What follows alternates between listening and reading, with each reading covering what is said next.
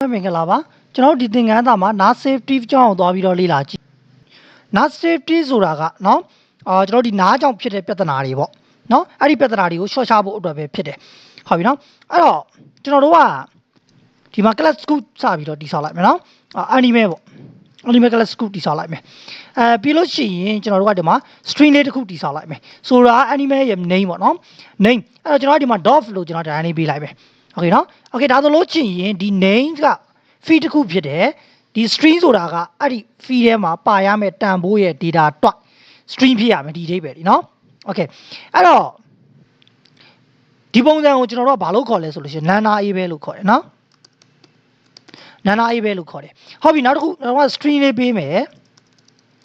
string ပေးလိုက်မယ်နောက်ပြီး color လို့ပြောလိုက်မယ် color ဆိုပြီးချိန်မှာကျွန်တော်တို့ဘာမှတန်ဖိုး assign မလုပ်ဘူးတနည်းအားဖြင့်တန်ဖိုးဘာမှမထည့်လိုက်ဘူးเนาะโอเคဒါဆိုလို့ချင်းရင်ဒီမှာကျွန်တော်တို့ပြဿနာရှာနေပြီเนาะโอเคဘာဖြစ်လို့ပြဿနာရှာနေလဲဆိုရင်သူ့ရဲ့ဒီ color ရဲ့အဲမှာပါရမယ့် data ဒီဘာဖြစ်ရမှာလဲ string ဖြစ်ရမှာလို့ပြောတာဟုတ်ပြီเนาะအခုကျွန်တော်ဒီလိုမျိုးရေးလိုက်တာဒီဘာရေးရတဲ့အတူတူပဲလဲဆိုလို့ရှိရင်ကျွန်တော်ဒီတိုင်းရေးရတယ်အတူတူပဲတနည်းအားဖြင့်ပြောရင်ဒီ color ထဲမှာ nav ဆိုတဲ့တန်ဖိုးတစ်ခုကိုသွားထည့်တာ ਨੇ အတူတူပဲเนาะဟုတ်ပြီအဲ့တော့ဒီ nav ဆိုတာဒီတန်ဖိုးတစ်ခုပဲဖြစ်တယ်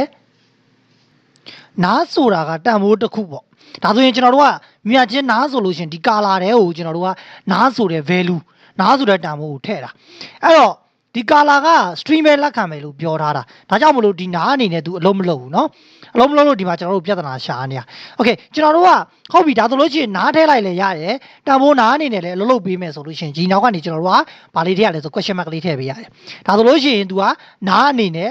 သူ့ရဲ့တန်ဖိုးကိုနားအနေနဲ့လည်းလက်ခံပြီးအလုံးလုံးနိုင်နေဆိုတဲ့အဓိပ္ပာယ်ဖြစ်သွားပြီဒါကြောင့်မို့လို့ကျွန်တော်တို့ကနား A ပဲလို့ခေါ်တယ်ဒီကောင်လေးကိုဟုတ်ပြီနော်နားအနေနဲ့အလုံးလုံးနိုင်နေပေါ့โอเคဒီလိုမျိုးပြောတာဟုတ်ပြီနော်အဲ့တော့ကျွန်တော်တို့ကနော် run ဆိုတဲ့ method လေးတစ်ခုထားလိုက်မယ်ပြီးရင်အဲ့ဒီကနေ print လုပ်ပေးမယ်ဘယ်သူ့ကို print လုပ်ပေးမလဲဆိုအဲ့ color ကိုကျွန်တော်လာပြီးတော့ print လုပ်ပေးကြည့်မယ်နော်โอเคအဲ့တော့ဒီကနေပြီးကျွန်တော်ဘာခေါ်မလဲဆို animal ဆိုပြီးတော့မှဗာပြောလိုက်မလဲ animals ပေါ့နော် new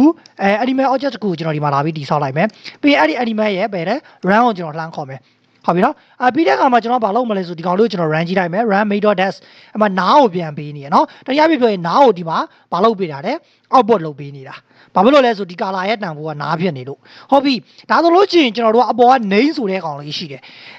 name ဆိုတာဒီဗာလဲဒီမှာကျွန်တော်ပြောပြီးသား nana a ပဲနားအနေနဲ့အလုံးမလုံးဘူးအောက်ကကောင်ကတော့ဒီသူ့ရဲ့တန်ဖိုးနားအနေနဲ့အလုံးလုံးနိုင်တယ်ဒါကြောင့်မို့လို့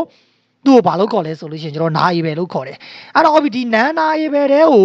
နား a ပဲတန်ဖိုး assign လုပ်လိုက်မယ်တနည်းအားဖြင့်ပြောရင်ဒီ name ထဲကိုကျွန်တော်ဗာထည့်မလဲဆိုဒီ color ထည့်လိုက်မယ်ဒါဆိုရင်ကျွန်တော်တို့ပြဿနာတက်ပြီနော်တနည်းအားဖြင့်ပြောလို့ရှိရင်ကျွန်တော်တို့က nana a ပဲ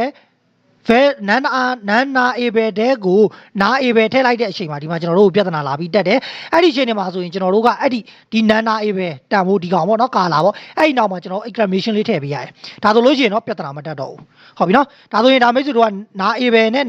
nana a ပဲကိုလည်းသိမယ်ပြီးရင်ကျွန်တော်တို့က nana a ပဲတဲ့ကိုနား a ပဲတန်ဖို့ထည့်လိုက်တာကိုလည်းမိတ်ဆွေတို့သိမယ်လို့ထင်တယ်โอเคဒါကဒီရှင်းနေမှာပဲလားဆိုတော့မဟုတ်ဘူးနော်ဥပမာအနေနဲ့ဥပမာကျွန်တော်တို့က object တစ်ခုရှိတယ်ပေါ့ဗျာ add ဆိုတဲ့ object အဲ့ add မှာကျွန်တော်တို့ကနော် if ဆိုတဲ့method လေးရှိရပေါ့ဆိုကြပါစို့အဲ့ဒီ add ကနား a ပဲဖြစ်နိုင်တယ်နော်နား a ပဲဖြစ်နေနိုင်တယ်ဆိုလို့ရှိရင်ကျွန်တော်တို့ကအဲ့ဒီ standard.e ဆိုပြီးခေါ်လို့မရဘူးဘာလို့လဲဆိုရင်အဲ့ standard က add က add object ကနား a ပဲဖြစ်နိုင်လို့နော်โอเคတခါလေးမှာကျွန်တော်တို့ကအရှင်နေတစ်ခုရှိရ database တွေကနေ data တွေလှမ်းပြီးယူလိုက်တယ်ယူပြီးတော့ကြာ object တစ်ခုပြပြောင်းလိုက်တယ်ဒါပေမဲ့ကျွန်တော်တို့ကအဲ့ဒီ object ကနားအနေနဲ့ဖြစ်နေနိုင်တယ်ဒီလိုရှင်နေမှာဆိုရင်ကျွန်တော်တို့ကအဲ့ဒီ object ရဲ့အခုလိုမျိုး method ကိုတန်းပြီးသုံးလို့မရအောင်မရဘဲနဲ့နောက်ကနေကျွန်တော်တို့ကဒီ exclamation လေးထည့်ပြီးသုံးရတယ်ဒါ project တွေမှာproject တွေလုပ်လို့ရှိရင် project တွေdevelop လုပ်တယ်ဆိုလို့ရှိရင်ဒီပြဿနာအကျုံးလာမှာပဲဖြစ်တယ်ဒါကြောင့်ကျွန်တော်ကကြိုပြီးတော့ပြောပြထားပေးထားတာဟုတ်ပြီနော်တတိယပြောရင်နား a ပဲ object တစ်ခုကနေပြီးသူ့ရဲ့ method ကိုခေါ်မယ်ဆိုလို့ရှိရင်ကျွန်တော်တို့ကအဲ့ဒီ object ရဲ့နောက်ကနေ exclamation လေးထည့်ပေးရတယ်ဒီ date ပဲကိုဆိုလိုတာဟုတ်ပြီနော်โอเคအခုလောလောဆယ်ကျွန်တော်ကဒီကောင်လေးတွေကိုတစ်ချက်ဖြတ်လိုက်မယ်ပြီးရင်သူတို့နဲ့ပတ်သက်ဆက်နေတာလေးတွေကိုမိတ်ဆွေတို့ကျွန်တော်တစ်ချက်ပြောပြချင်လို့ဟုတ်ပြီနော်ဒီကောင်လေးကိုကျွန်တော်ဖြတ်လိုက်ပြီနော်အဲ့ဒီ run method ကိုကျွန်တော်ခေါ်လိုက်တဲ့အချိန်မှာတန်ဖိုးနှစ်ခုတောင်းလိုက်မယ်နော်တန်ဖိုးနှစ်ခုတောင်းလိုက်မယ်တစ်ခုကဘာလဲဆိုလို့ရှိရင်name animal ရဲ့ name နောက်တစ်ခုက if เนาะ animal ရဲ့ name နဲ့ a ကိုဒီလိုတောင်းလိုက်မယ်ဒါဆိုကျွန်တော်ကဒီ run ကိုခေါ်လိုက်တဲ့အချိန်မှာ animal ရဲ့ name နဲ့ a ကိုထည့်ပေးရမယ်ကျွန်တော်ကဒီမှာ name ကိုတော့ကျွန်တော်က on net ပေါ့เนาะ on net ပြီးရင် is ကတော့ထားပါတော့ကျွန်တော်က3ပေါ့เนาะဒီလိုလေးထားလိုက်မယ် ပြီးရင်ကျွန်တော်တို့ကဒီ run တွေကနေပြီးတော့ကျွန်တော် print ထုတ်ပေးမယ်ဘယ်သူ့ကိုထုတ်ပေးမလဲဆိုအဲ့ဒီ name ကိုလည်း print ထုတ်မယ်ပြီးရင်ကျွန်တော်ကဗာလဲဆိုအဲ့ဒီ a ကိုလည်းကျွန်တော်ဒီမှာ print ထုတ်ပေးမယ်နော် okay ပြီးရင်ကျွန်တော်ဒီကနေလာ run လိုက်မယ်ဒါဆိုရင်တော့ကျွန်တော်တို့ဒီမှာထည့်ပေးလိုက်တဲ့အောင်net နဲ့3ကိုသူက print ပြန်ထုတ်နေတယ်ဘာလို့လဲဆို run ကိုခေါ်လိုက်တဲ့အချိန်မှာကျွန်တော်တို့ name လည်းထည့်ပေးတယ်ပြီးရင် h လည်းထည့်ပေးလိုက်တယ်နော်အဲ့ဒီခါမှာကျွန်တော်တို့ကဘာလုပ်မလဲဆိုတော့ဒီနောက်မှာကြည့်လိုက် h ရဲ့အနောက်မှာနော်ဒီ h နေရာမှာပေါ့ကျွန်တော်ကနော်စာတစ်ခုထည့်ပေးလိုက်မယ် test ပေါ့နော်တကယ်တမ်းကျကျွန်တော်ဒီမှာဘာကိုတောင်းတာလဲဆိုလို့ရှိရင်နော်ဒီမှာ a ဆိုတာကနော်ဒီ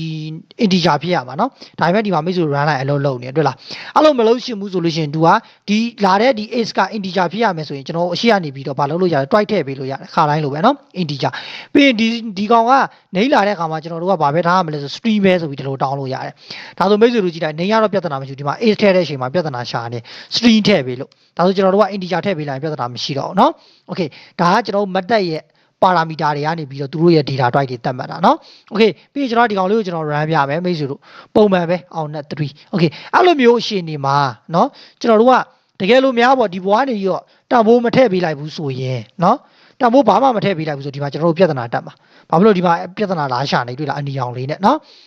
သူကတန်ဖိုးနှစ်ခုကိုတောင်းထားရဒါပေမဲ့ဒီမှာတန်ဖိုးမထည့်ပေးလိုက်ဘူးအဲ့ဒီအတွက်ဒီမှာပြဿနာတက်တယ်တကယ်လို့တန်ဖိုးကိုဒီမှာမထည့်ပေးလိုက်လေရတယ်ဆိုရင်ကျွန်တော်တို့ကဘာလုပ်ရလဲဆိုအဲ့ဒီပါရာမီတာလေးတွေကိုเนาะသူတို့ရဲ့ဒီအရှေ့နောက်ကနေပြီးတော့မှတွန့်ခွင်းအဖွင့်ပိတ်ကလေးထည့်ပေးရတယ်အခုလိုမျိုးတွန့်ခွင်းအဖွင့်ပိတ်เนาะအခုလိုမျိုးတွန့်ခွင်းအဖွင့်ပိတ်ထည့်လိုက်တာကဘာလဲဆိုရင် optional ဆိုတဲ့အဓိပ္ပာယ်เนาะ optional ဆိုတဲ့အဓိပ္ပာယ်တနည်းအားဖြင့်ပြောရလို့ရှိရင်တန်ဖိုးမထည့်ပေးလိုက်လေကိစ္စမရှိဘူးဆိုတဲ့အဓိပ္ပာယ်เนาะ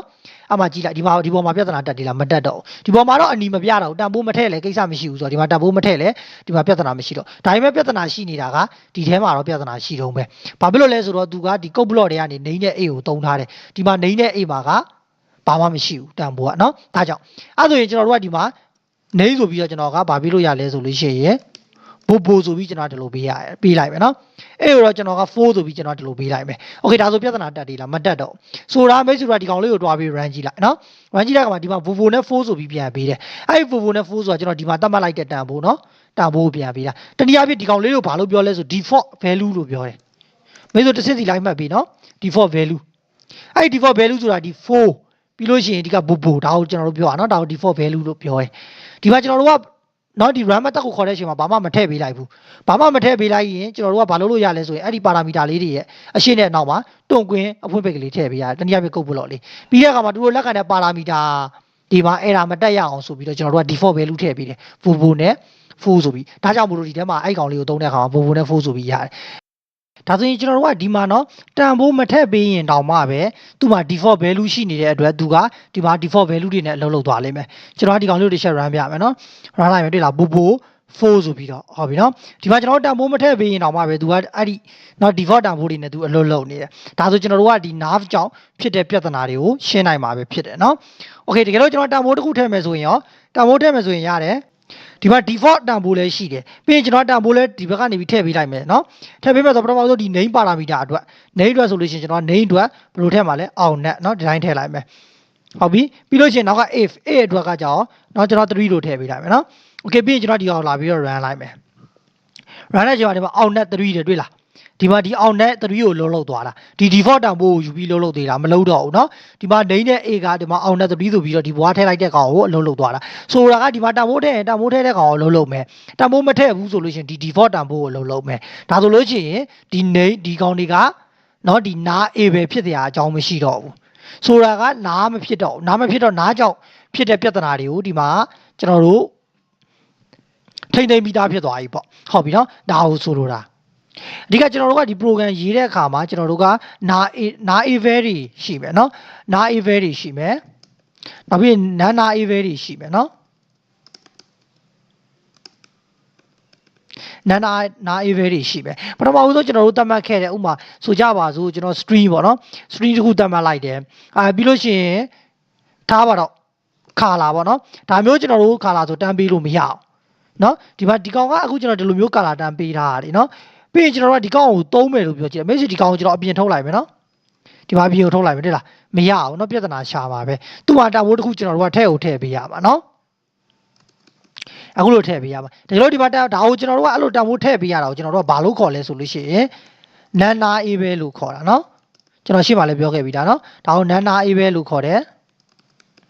nana a ပဲလို့ခေါ်တယ် okay ပြီးတဲ့အခါမှာကျွန်တော်တို့ကဒီ nana a ပဲကို na a ပဲပြောင်းကျင်တယ်ဆိုလို့ရှိရင်เนาะအနောက်ကနေပြီးတော့ဒီကောင်လေးနောက်ကနေပြီး question mark လေးထည့်ပေးလိုက်ဒါဆိုရင်တော့ nana a ပဲเนาะဟုတ်ပြီဒါပေမဲ့ကျွန်တော်တို့ကဒီမှာ na a ပဲအနေနဲ့အလုပ်လုပ်တာကကျွန်တော်တို့နားကြောင့်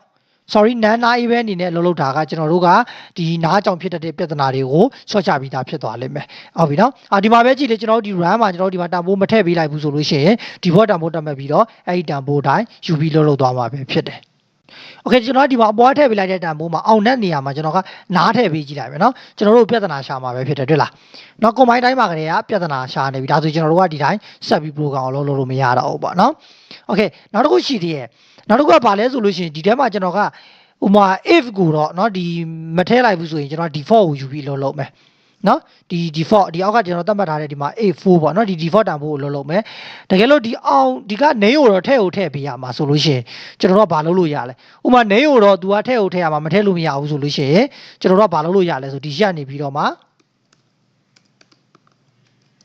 ှအခုလိုမျိုး require ဆိုပြီးထည့်ပေးရတယ်เนาะကျွန်တော်တို့ဒီမှာ data type ရှိတယ်ကျွန်တော်တို့ parameter ရှိတယ်သူ့ရဲ့အရှိကနေပြီးကျွန်တော်တို့ require ဆိုပြီးထည့်ပေးရတယ်ဒါဆိုလို့ရှိရင်ဒီမှာတန်ဖိုးထည့်ပေးမှရမှာเนาะမထည့်ပေးလို့မရဘူးကျွန်တော်ဒီကောင်ကိုဖြတ်လိုက်မယ်တွေ့လားမထည့်ပေးမရအောင်အဲ့ဒါတက်မှာထည့်ပေးမှအောင်ရမှာเนาะကျွန်တော် control set ပြန်ခေါ်လိုက်မယ်တန်ဖိုးထည့်ပေးမှရမှာတန်ဖိုးထည့်ပေးရမှာဆိုတော့ဒီနောက်က default တန်ဖိုးလိုသေးလားမလိုတော့ဘူးเนาะဒီကောင်ကိုဖြတ်လိုက်ပြီ okay ဒါဆိုရင်ကျွန်တော်တို့ကဒီမှာ run ကြည့်လိုက်မယ်เนาะrun ကြည့်လိုက်တော့じゃဘာဖြစ်သွားပြီလဲအောင် net 4တဲ့အောင် net ဆိုတာကဒီမှာထည့်ပေးလိုက်တဲ့တန်ဖိုးအောင် net เนาะဒီကနေတစ်ဆင့်လာတာဒီမှာအောင်နဲ့ဆိုပြီးထုတ်တယ်ပြီးရင်ဒီ4ကကြတော့ဒီမှာအပေါ်မှာထည့်မပေးလိုက်တဲ့အတွက်အောက်ကဘာကိုယူသွားရလဲဒီမှာ default တန်ဖိုး4ကိုယူသွားရပဲဖြစ်တယ်ဟုတ်ပြီနော် okay ဒီ require ဆိုတာကအဲ့ဒီ method run method ကိုခေါ်တဲ့အချိန်မှာထည့်ပေးရမှာပဲဖြစ်တယ်ဟုတ်ပြီနော် okay အခုကျွန်တော်တို့လေ့လာခဲ့တာက na eval နဲ့နောက်ပြီးတော့ရင်ဒီ na eval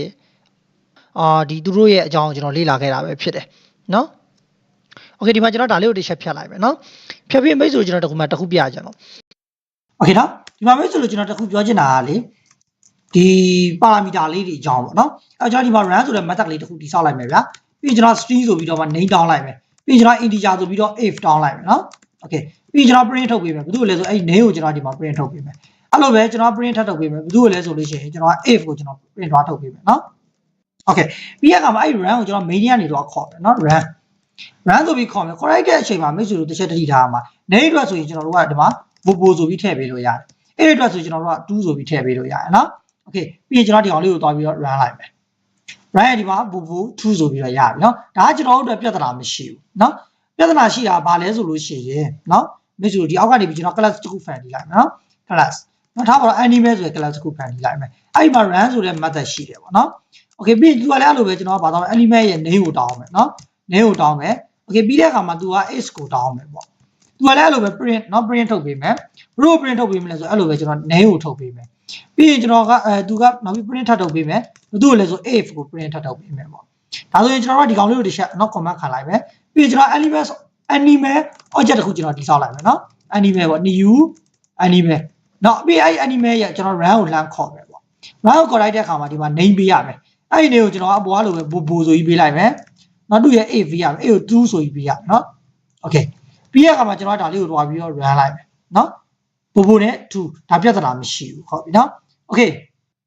ဒါဆိုဘယ်အချိန်မှာကျွန်တော်တို့ပြဿနာရှိနိုင်လဲပေါ့နော်ပြဿနာရှိတာဒီ run ကိုကျွန်တော်တို့ကဘာလုပ်လိုက်မလဲဆိုရင် curly bracket ထဲကိုကျွန်တော်ထည့်လိုက်မယ်နော်ဒါပေမဲ့ဆိုတင်ထားပြီးသားနော်ဘာအဓိပ္ပာယ်ဆိုတာ curly bracket ထဲကိုထည့်လိုက်မယ်ထည့်ပြီးကြမှာကျွန်တော်ဒီကနေ require လို့ကျွန်တော်ပြောလိုက်မယ် name ကို require လိုအပ်တယ်ပြီးလို့ရှိရင်ဒီ integer ကိုလည်းဘာဖြစ်လဲ require လို့ကျွန်တော်ဒီလိုမျိုးပြောလိုက်မယ်နော်အဲ့လိုပြောလိုက်ပြီဆိုဒီမှာကြည့်တာဒီမှာ run မှာမိတ်ဆွေလာကြည့်တာ error တက်ပြီနော်ဒီမှာ error တက်ပြီအဲ့ဘာဖြစ်လို့ error တက်လဲဆိုလို့ရှိရင်ဒီမှာတောင်ဖို့ဒီလိုထည့်ပေးလို့နေမရတော့နော်သူကညှို့မရတော့မှာညှို့မရမှာဆိုဥပမာ name အတွက်သူကအဲ့လိုမျိုးလာပါနော် name အတွက်ဘယ်သူလဲဆိုလို့ရှိရင် bobo okay အဲ့လိုမျိုးနော်ပြီးရင်ဒီ integer အတွက်a အတွက်ပေါ့နော် a အတွက်ဆိုလို့ရှိရင်သူက ace ပြီးလို့ရှိရင်ကျွန်တော်3 okay ဒီလိုပုံစံနဲ့ထည့်ပေးရတာနော် okay ပြီးရခါမှာကျွန်တော်တို့ကဘာလုပ်မလဲဆိုရင်ဒီမှာ run မယ် run ရင် okay ဒီမှာ run လုပ်သွားလိမ့်မယ်ဟုတ်ပြီနော်ဒါလေးကိုမှားတက်လို့မလို့မိတ်ဆွေတို့ပြီးတော့ပြောပေးတာဟုတ်ပြီနော်